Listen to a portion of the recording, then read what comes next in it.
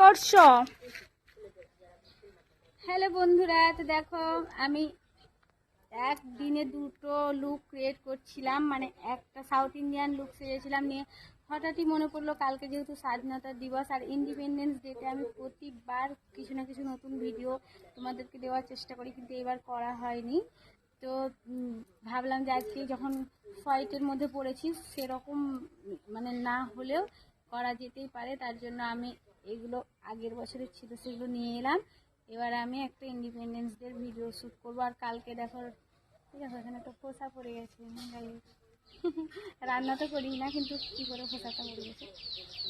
তো guys, south Indian look আপনি কেমন লাগছে অবশ্যই জানিও। এবার ফার্স্ট টাইম আমি সাজলাম সাউথ ইন্ডিয়ান লুক। আর তোমাদের সকলকে জানাই হ্যাপি ইন্ডিপেন্ডেন্স ডে গাইজ।